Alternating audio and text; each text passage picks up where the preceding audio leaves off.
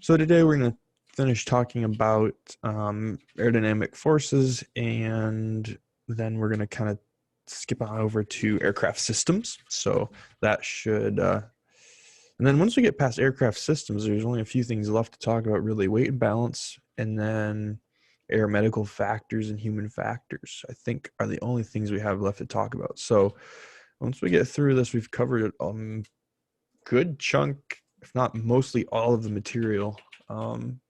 So that's good.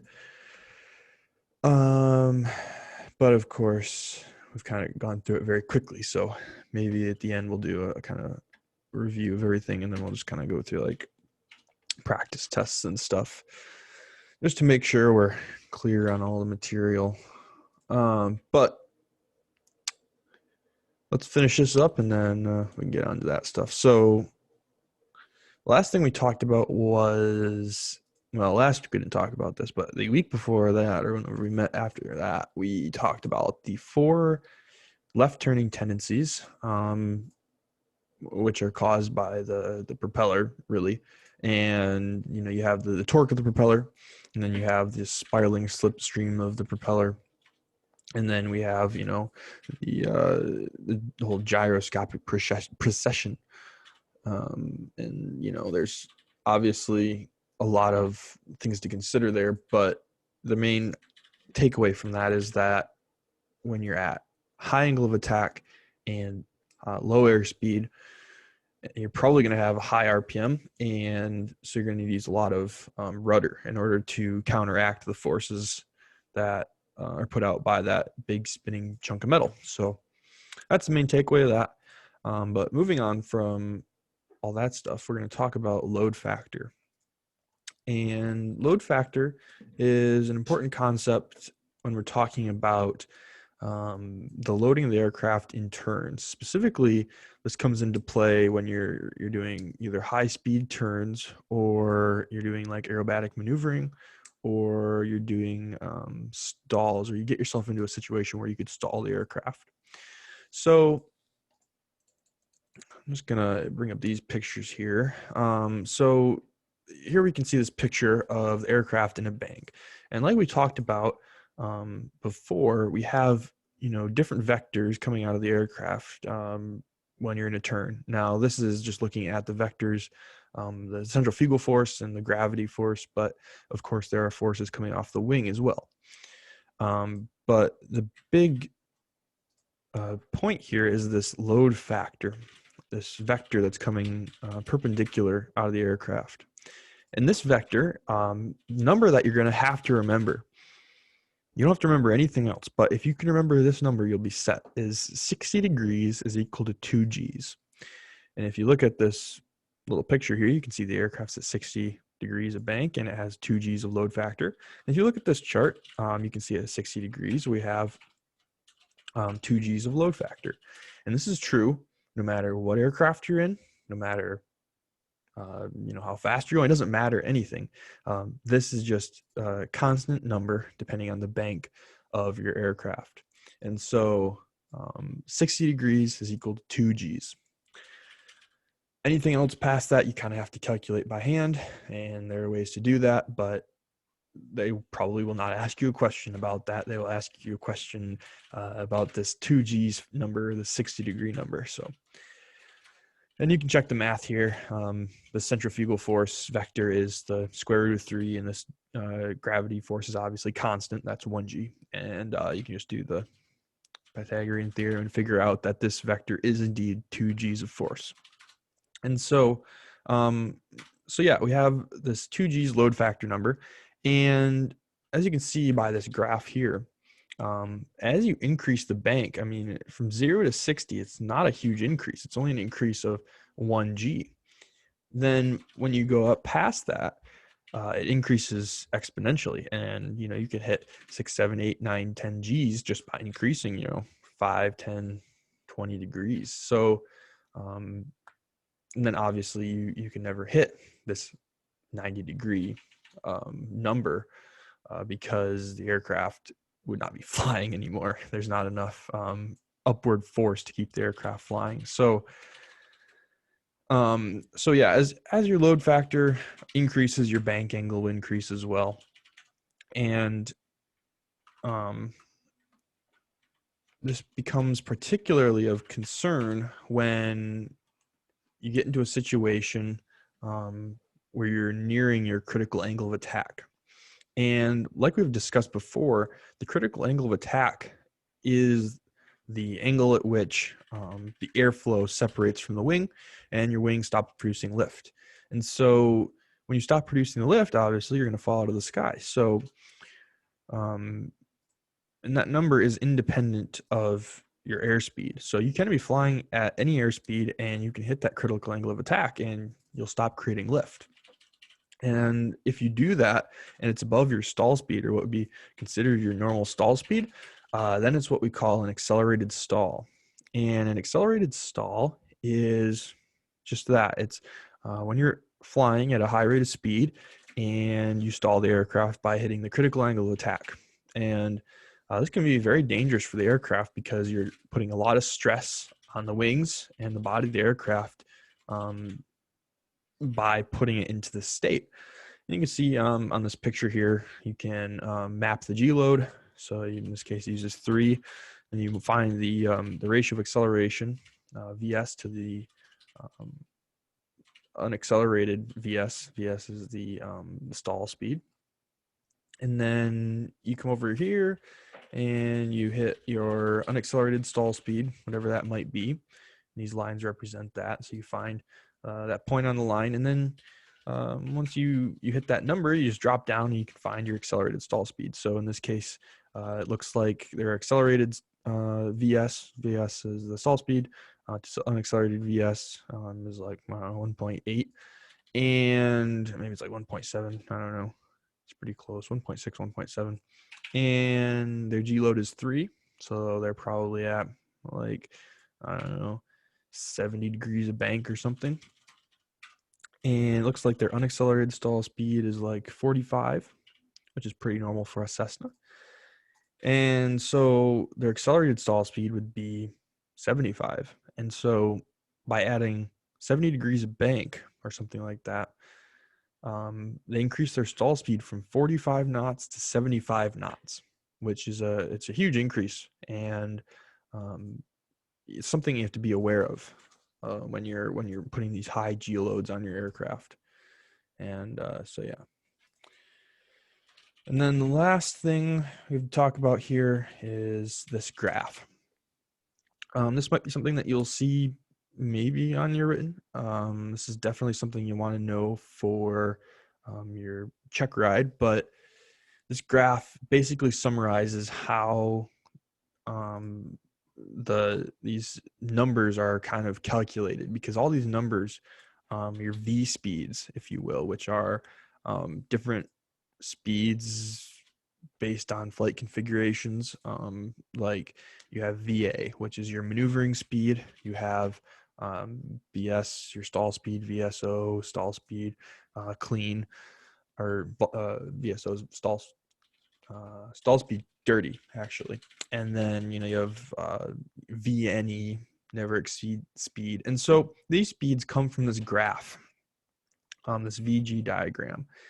And basically what they do is they have 2 outer bounds, which basically anything outside of this graph, you're never going to be able to reach it.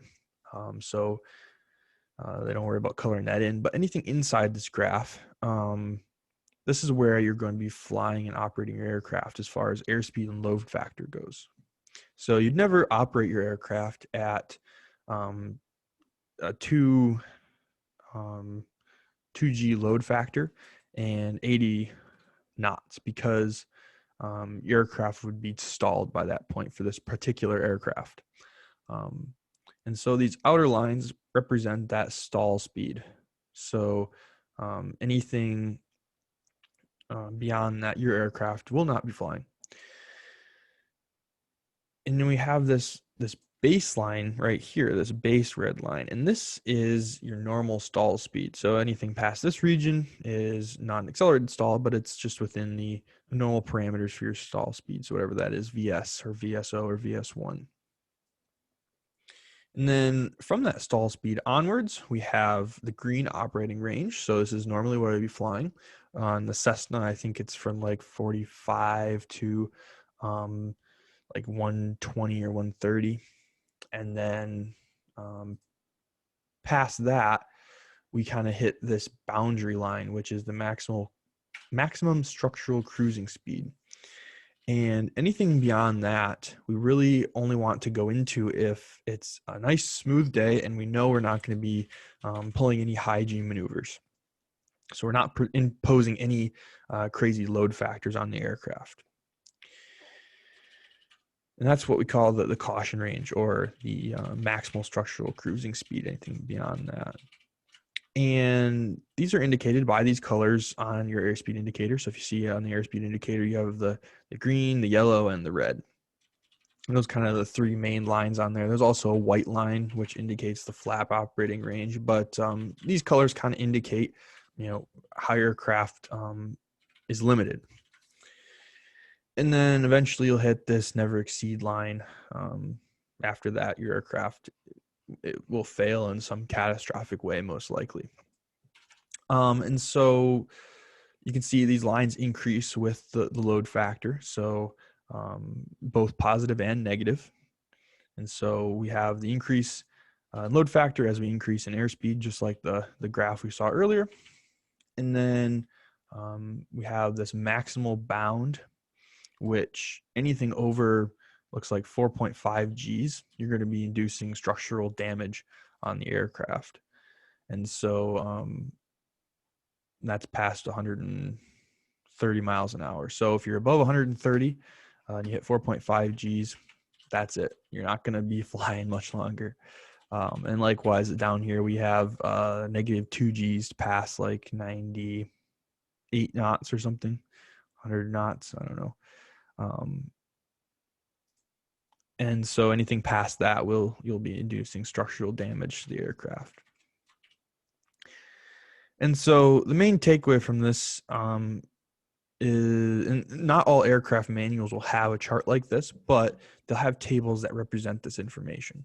This is a very visual way to represent, these stall boundary speeds and these structural damage zones based on load factor and airspeed. But most of the time, these will be laid out in tables. So you'll probably have to calculate it or plot it if you wanted to see it like this. But anyway, that is load factor in a nutshell. So as you increase your angle of bank, you increase your load factor.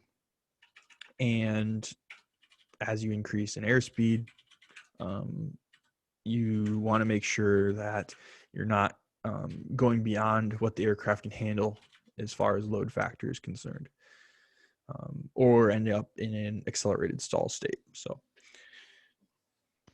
hopefully that makes sense.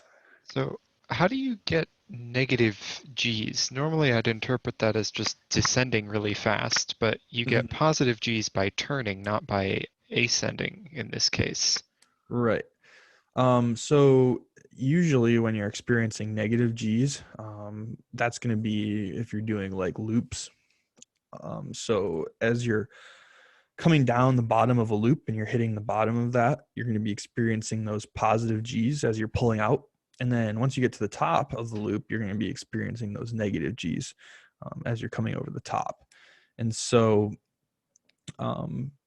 you probably would not experience this in a bank, you're right? But if you're doing any type of aerobatic flying, then negative Gs are definitely something to worry about. So.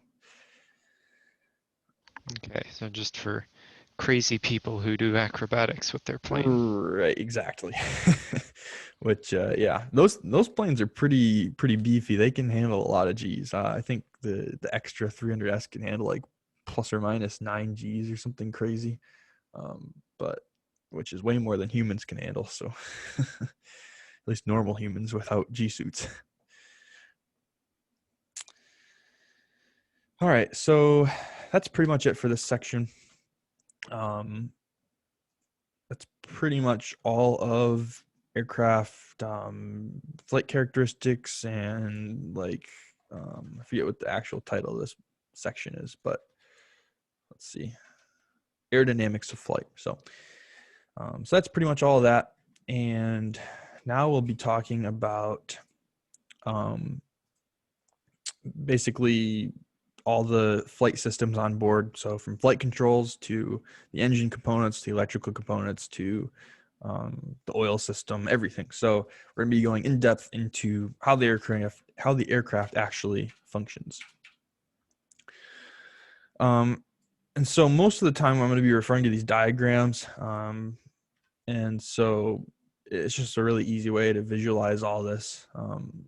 Most of the information is pretty straightforward, but it's just easy with pictures. So yeah, flight controls. So aircraft in modern days have, well, really there's three different types of flight controls out there. There's obviously the typical flight control system in like a Cessna, which is this pulley system. So it has pulleys and cables connected to your controls, and so it's very mechanical. And so it's kind of it's not necessarily one-to-one, but it's kind of like a one-to-one sort of thing. And then we have some more complex flight control systems with hydraulics instead of running cables all throughout the aircraft, which allow you to apply a lot more force on bigger surfaces. So older types of jets and stuff with big flight control surfaces require hydraulic forces in order to actuate them. And then, of course, modern day jetliners have fly-by-wire systems. So there is a servo that is controlling the flight control surface instead of you directly controlling it. And so for Cessnas, they basically just have cables running throughout the entire length of the aircraft. They're connected to these pulleys. And then, at the end of the pulleys, there's some sort of actuator mechanism that connects to the flight control surface, and that actuates it either up and down or left to right or whatever. And you can actually see these if you have ever actually gone out and looked at a Cessna. It's part of the pre-flight check to check these control rods. So what we do is we will lift up the elevators and the ailerons, and we will check these linkages to make sure that they are either not like stuck, that we can actually move them, and also to make sure that all the bolts are in the right place and all the pins are in the right place so that they're all connected when we go flying. And so that's one of the things we check when we go flying.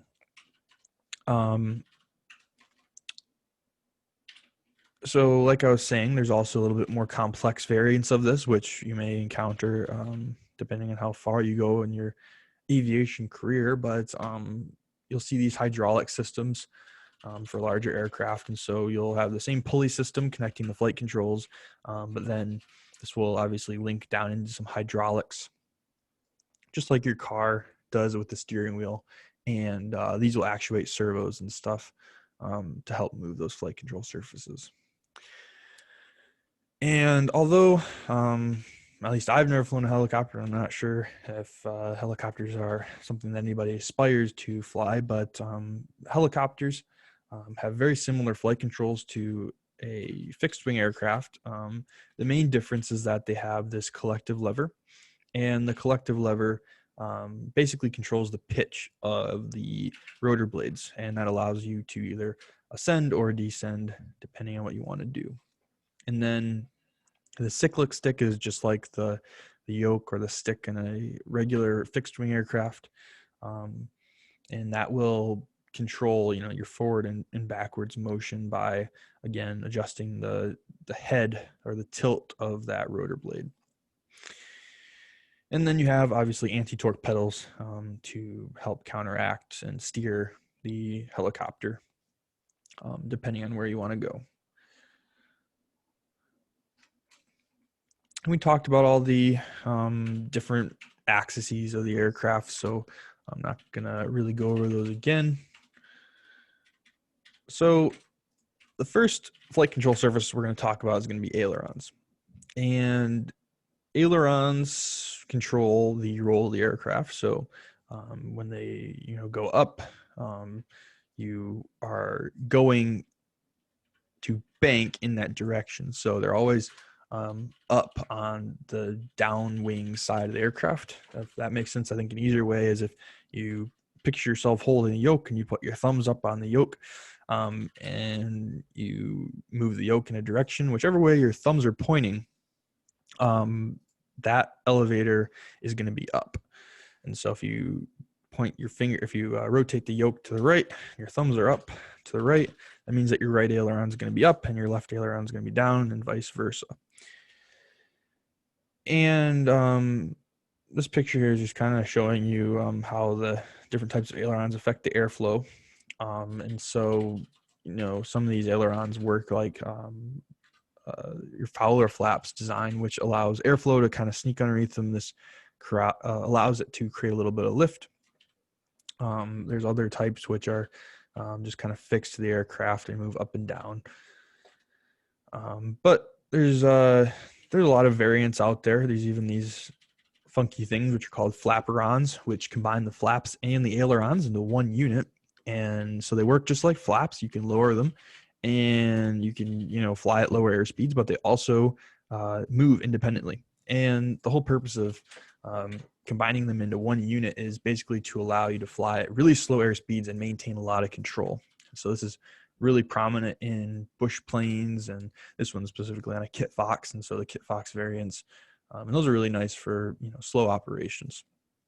But oftentimes they're split, and the ailerons will be on the outboard side of the aircraft, and the flaps will be on the inboard side.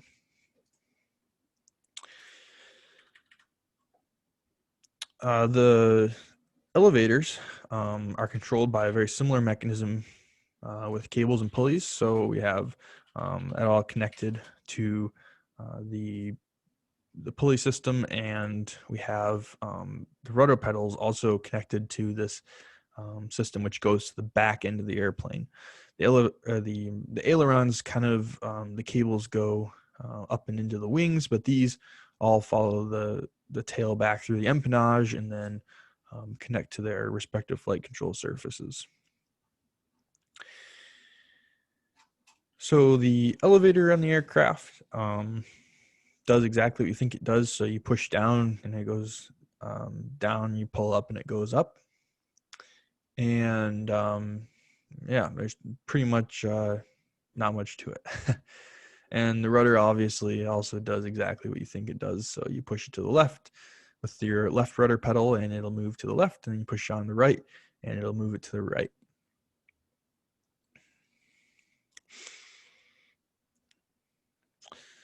One major design difference between some types of aircraft is you'll have these T-tail designs, which basically puts the whole elevator, and there's sometimes some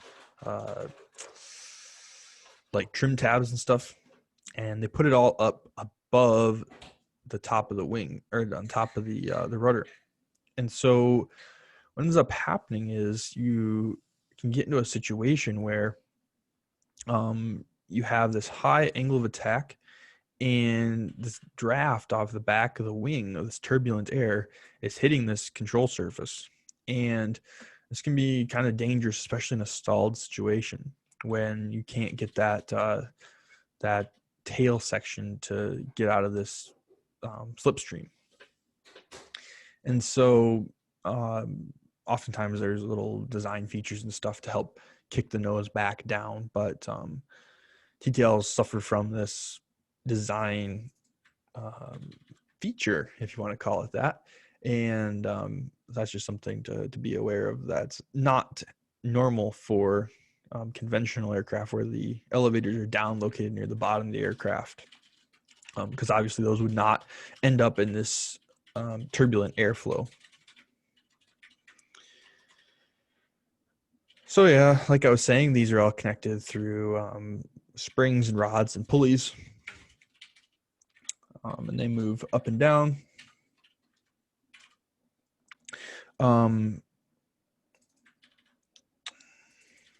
think there was one more thing.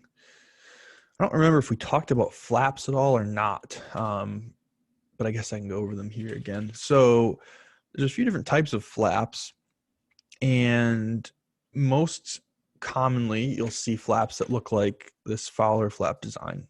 And basically what it does is it has an air gap, so air can flow over the flap and produce this extra little bit of lift. The other thing it does is it moves away from the aircraft. So as you bring it down, it will move towards the rear of the aircraft, and that causes more and more separation between the actual wing and this flap. And so most Cessnas employ this Fowler flap design.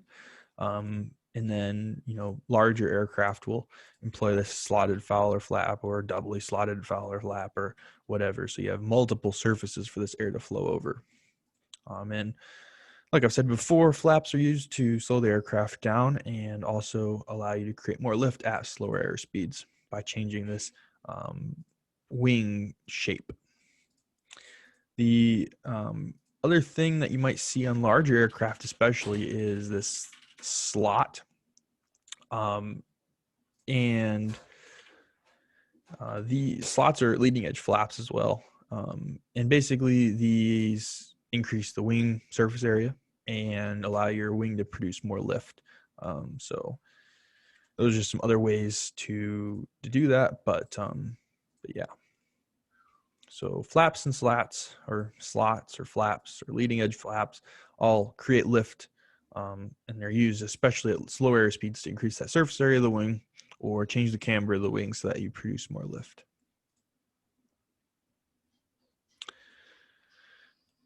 So I was talking about trim tabs a little bit before, but trim tabs allow you to set the aircraft up in a way that basically everything stays in equilibrium no matter your flight configuration. And so the idea is that you really don't have to touch any of the controls at all. It just kind of flies itself. And that's really nice. But the problem is you have to configure this every time you change, your airspeed, or you change your pitch or your bank angle. And so you have to constantly be adjusting the trim on the aircraft. But in effect, there are two main trim components. On Cessnas, there is really only one main trim component, and that is the elevator trim. Some Cessnas have rudder trim, electronic rudder trim, but most just have a trim tab that looks like this, and it's basically this little triangle, and you bend it depending on what kind of trim you want. And so it's very fixed, and it's very for a very specific airspeed or flight configuration. So you can't really change that on most Cessnas. However, some do have electronic ones. But elevator trim, that's pretty much standard across all aircraft. And basically what it is it's a little tab on your elevator. And it acts to position your elevator depending on whatever airspeed you're going at, to either be a little bit up or a little bit down so that it's always applying a force, so you don't have to. And so as you can see here, the trim tab basically does the opposite of whatever the elevator is doing. And so if you wanted your elevator to go down, you put the trim tab up. And if you wanted your elevator to go up, you put your trim tab down. And if you've ever used a flight simulator or flown in an aircraft, the trim tab wheel, in a Cessna at least, is right below the center console, and it's like this little wheel thing, and you spin the wheel, and that moves it up or down. And you just set that so you don't have to constantly be applying back pressure on the elevators while you're flying it. And so it releases a lot of load and makes you a whole lot less tired. So those are very nice things to have. And so yeah, this is kind of a diagram. It's just kind of this extra little piece of metal that bends based on this little servo rod coming from the cockpit, and yeah, reduces the back pressure on your, or down pressure for that matter, on your elevator. Oh yeah, some aircraft also have this, which is like the screw, and it connects to the elevator, and you can actually pitch um, the elevator up and down. Uh, Cessnas do not have that, but that's a thing. Probably wouldn't have to know that, but it's out there. So yeah, that basically summarizes all of the flight controls. So basic flight controls are all linkages by pulley systems and servo rods, and that's pretty much it. So hopefully that's not too complicated. Is there a good way to like calculate or figure out trim aside from just trying it and seeing if the airplane stays where you want it? Uh, yeah, this is kind of a hand wavy explanation, but basically what you do is you hold the yoke to where you want it. So if you want it to be in a nose up attitude, you pull it to the exact degree you want it, and you hold it there, and then you adjust the trim tab until you just let it go, and it just stays there. But yeah, it's kind of a feel thing. Um, if you ever do, if you ever get up in an aircraft and you're actually flying or whatever, and you adjust that trim tab, you know pretty much right away whenever it's in the right position. So Okay, just put it where you want and adjust until it stays there. yeah, pretty much. That's how it goes. But you'll know when it's there, and yeah, it makes life a ton easier. You feel it immediately. It's like night and day difference. So, yep. All right. Well, move on to aircraft systems, which in this case is basically the engine system. And then in chapter 8, we'll talk about flight instruments. I think this also talks a little bit about the oil system and maybe the electrical system. I can't remember, but so aircraft engines have basically three main variants. There is, well, there's a few variants of modern aircraft engines, but historically there's been the radial engine and the rotary engine, which are these engines kind of arranged in a circular pattern. And the main difference between those obviously is the either engine rotates as one unit or it is fixed and the propeller rotates. And radial engine is where the propeller rotates, and rotary engine is where the whole thing rotates as one unit. But modern engines are either horizontally opposed or sometimes they're inline or V, but most of the time they're going to be this horizontally opposed configuration for piston aircraft. And then for jets, there are a few different types. We'll talk about those a little bit later. So most Cessnas, they're going to see this horizontally opposed configuration of four-cylinder, horizontally opposed. And yeah, also most engines are air-cooled because as it turns out, water is very heavy. And so we do not carry water on board to cool our engines, unlike cars. And so the engines are air-cooled to save on that weight. So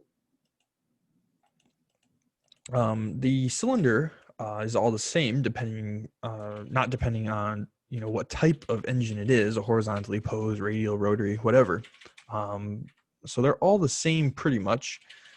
As long as they're a four-cycle engine, they're going to be doing four different parts um, at different times. So you have the intake valve and you have your exhaust valve. So this is where the fuel air mixture comes in, and then you blow out your debris. You have your piston head, which compresses that mixture and then provides the force to the crankshaft through the connecting rod. And then you have this crankcase where everything rotates in. And then obviously you have your spark plugs. Now, the main difference between a car engine and an aircraft engine is that we have two spark plugs, and they're on completely separate systems. So if you have failure on one spark plug system, it will still have another spark plug to fire, and you won't have to worry about your engine losing that capability. So that's one reason why we have two spark plugs. The other reason is spark plugs actually work better when you have two of them, and they ignite the fuel air mixture better, and you get better combustion. So redundancy and better combustion That is the 2 reasons why we have 2 spark plugs. And you'll probably see that question on the written exam.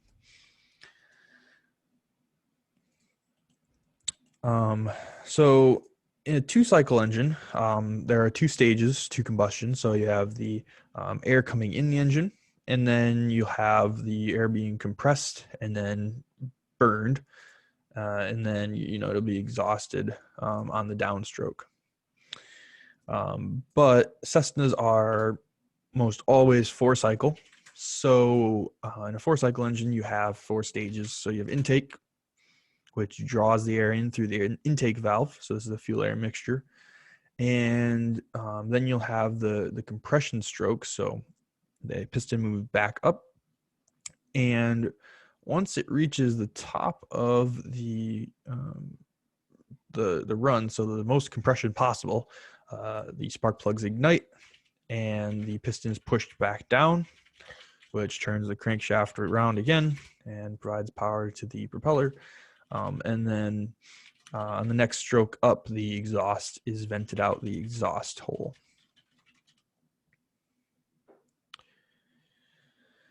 I won't talk about, actually I will talk about RPM. So RPM, which is the rotations of the propeller, is kind of an interesting concept if you think about it, because the rotation of the propeller is constant throughout the entire blade of the propeller. The thing that changes is the speed at which that propeller is rotating, because obviously there is a further distance to travel on the outside than the inside. And so propellers move very fast on the outside. In fact, certain older war aircraft, actually their propellers break the sound barrier as they're flying. And you hear it in, I forget which one it is, but the Harvard or the T6 Texan, they make this raspy noise as they're flying, and that's the propeller breaking the sound barrier. And so you can get that very fast rotation speed just by having a large propeller.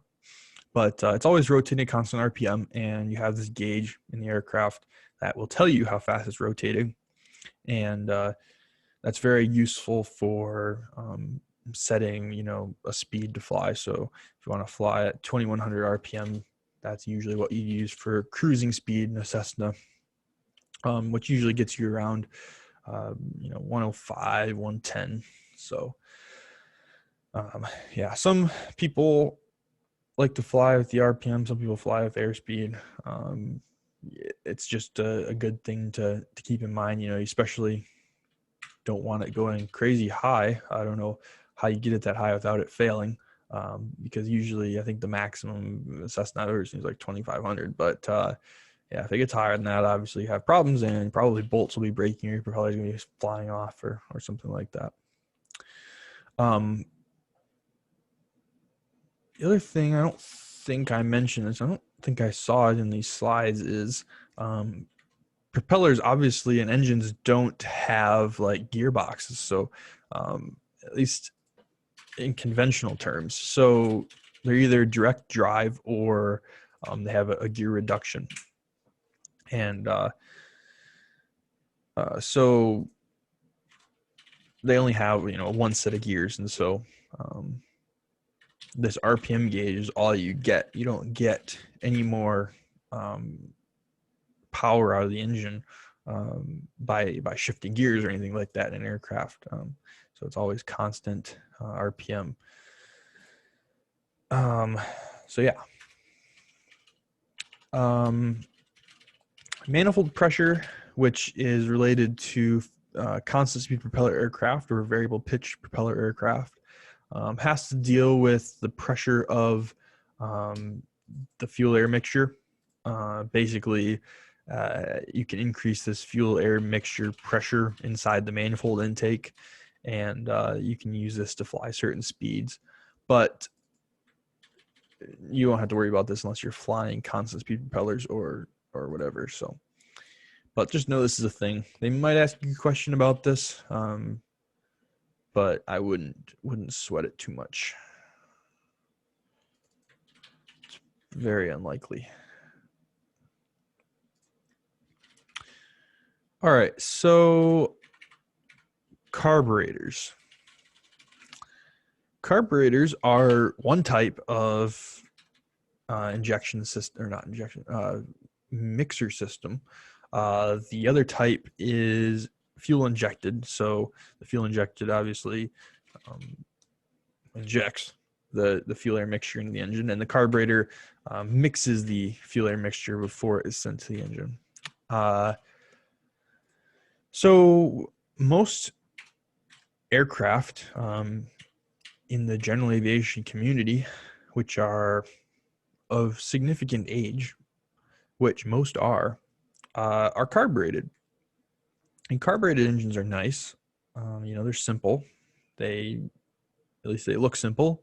Um, there's not a lot of computers controlling anything. They're very mechanical, and that's nice. But they're prone to some problems, which we'll talk about. But the basic principle is that you have your fuel tank or whatever, and you have your fuel mixture, which is controlled by the red knob inside the aircraft. And that red knob controls how much fuel gets to go to the carburetor. And so basically, the fuel comes up into this little nozzle here, and then there's little holes in this nozzle, which allow the fuel to escape into this little tube.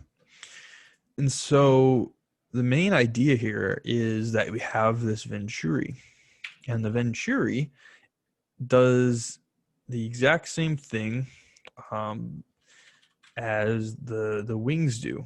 And so it creates a area of low pressure by increasing the velocity of the air. And so we have this fuel drawn into the Venturi and then up into the engine. And so the throttle control to this whole system, controls how much of this fuel air mixture is getting up into the engine, but not necessarily how much air is being sucked into the Venturi. Anyway, so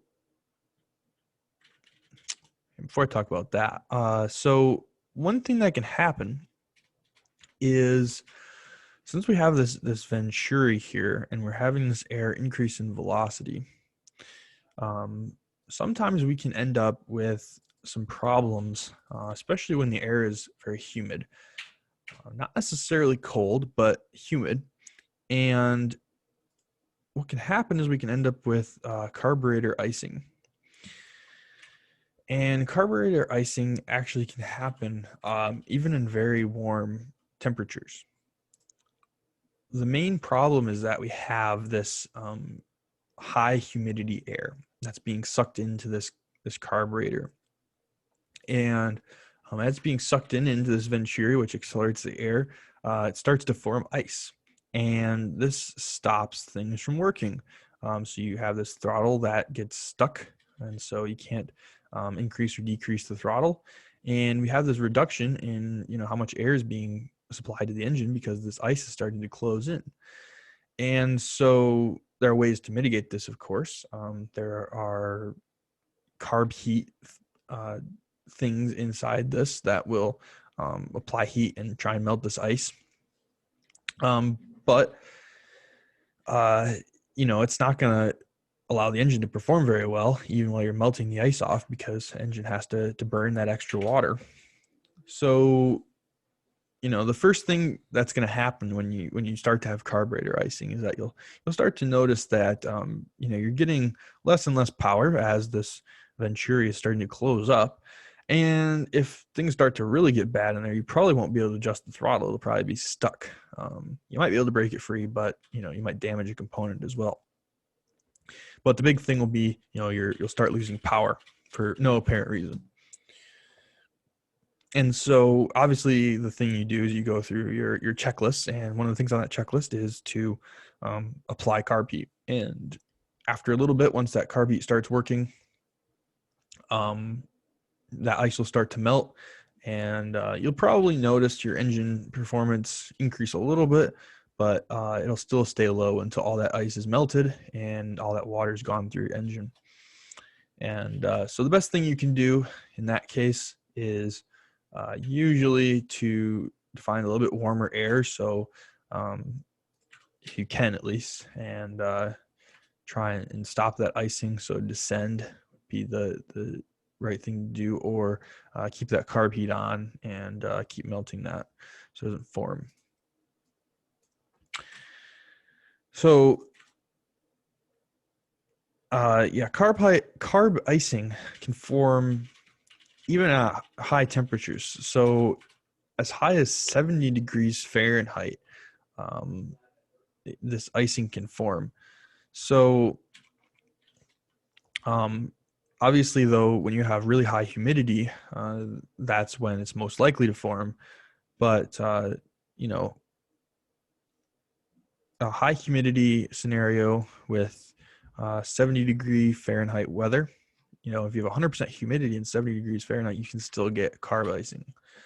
And so this is a thing to keep in mind when you're flying carbureted aircraft. However, if you're flying newer aircraft, like newer than 2000, it's probably going to be fuel injected, so you don't have to worry about this. But most aircraft are not newer than 2000. So yeah, that's something to worry about there. So the big number here that you'll probably get tested on is 70 degrees Fahrenheit and 80% humidity.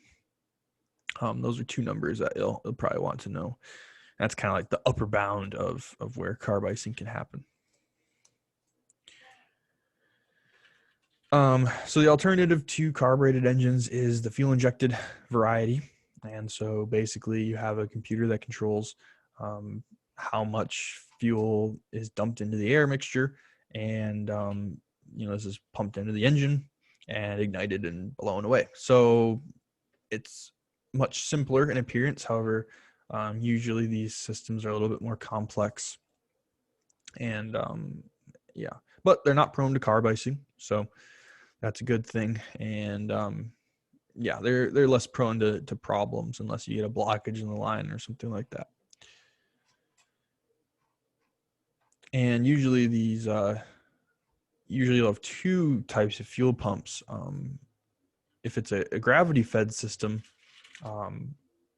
you might just have one. But if it's a wing, where your wings are, at the bottom of your fuselage, then you'll have usually a backup pump and an engine-driven fuel pump, in case one of them stops working for some reason.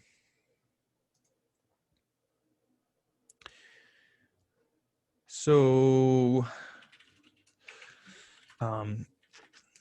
since aircraft fly at a variety of altitudes, sometimes they need to create a little extra power. And so one way to do that is by using compressed air. And compressed air burns a lot better than, air at 30,000 feet. And so a lot of aircraft that fly, at higher altitudes have either superchargers or turbochargers. And basically it allows the aircraft to compress this air coming into the engine and add a bunch of power so that the aircraft can perform just as well as it can at lower altitudes. And superchargers and turbochargers work very similarly.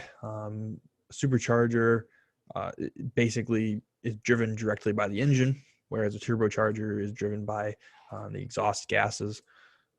But the main idea here is that you have a compressor, which is usually some type of fan blade thing. And so your air is sucked in and it is compressed in this little compression chamber, and that is sent into the engine to be burned. And then specifically in a turbocharger, the exhaust gases go through this little fan on the back side of this, and they spin the front one. So, you get this constant pressure, and then you have a valve here that controls how much pressure that should create, or how much compression it should create for the engine. So that's a neat little trick to increase the amount of pressure or compression of the air going into the engines to burn better.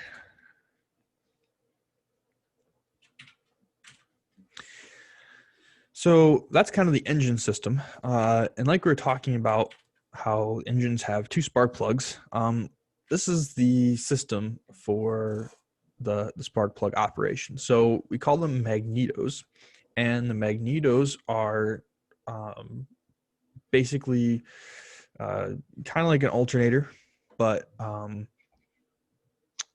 so they're driven by the engine, but they're a little bit different. So you have some magnets in there, and as they spin, they create electricity, and that's sent to the magnetos, or not the magnetos, the spark plugs. And so in aircraft, we have two of these things, and again, for redundancy and for better fuel burn. And so they're completely independent systems, and so you'll have each engine cylinder will have one magneto on one spark plug, and then the other magneto will be on the other spark plug. And in the aircraft, actually, we can select which magneto system we would like to use. Usually we have it on both, but in the case of a failure, or if we're checking to make sure they both are working, you can select either the right or the left to be operational only. And so yeah. So we have two completely independent electrical systems for the spark plugs, and those are driven by the magnetos, which are in turn driven by the engine. So if the battery fails, the engine will still produce electricity to run on its own.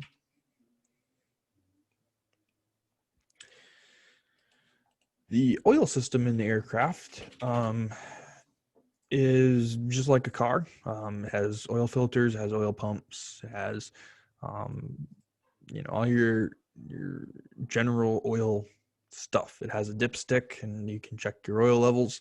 For what it's worth, Cessnas run usually about 6 quarts of oil, and usually you are replacing that a lot more often than you would in a car, because the Cessna burns the oil, and so you lose that periodically. Oil has a lot of functions. So oil, one, make sure everything's lubricated, moving smoothly. It also helps to cool the engine, since there is no water on board to cool the engine off. It's just air cooled. The oil helps to cool down the engine, and remove heat away from all the parts. It also helps to seal off the cylinder walls and the pistons, so it creates that barrier. And then obviously sometimes there'll be contaminants in the oil, and so that'll hit the filters, and then it'll get filtered out. So it helps to keep the whole engine clean. And so that's kind of like the main functions of the whole oil system. It's not just for lubrication and temperature control, but also to help with debris and stuff like that. So it's a pretty simple system. Works just like you think it would, and it works just like in a car. So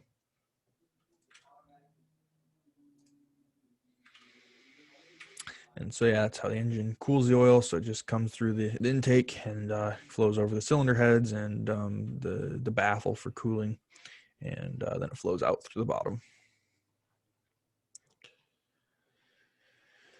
So we talked about the magneto system. Now we're going to talk about the rest of the electrical system, since they're independent systems for all intents and purposes. So this is kind of like a circuit diagram of what normal engine looks like. So we have this. Sometimes you'll see this. You'll have an external plug in. So if you need to plug in your hanger or whatever and be on different power from your battery, sometimes you'll have that capability. Some Cessnas have this, but a lot of older Cessnas may not. So you have this external power plug that you can connect to, but the battery, which is the main power source when you're not on the ground, such your aircraft, and the battery in an aircraft is 24 volts as compared to what's in a car. And the battery is controlled by the switches inside the cockpit, which are most always red. And these are connected to some sort of solenoid controller. And this will allow the energy to flow into the main bus, which is then sent to all your various electrical systems.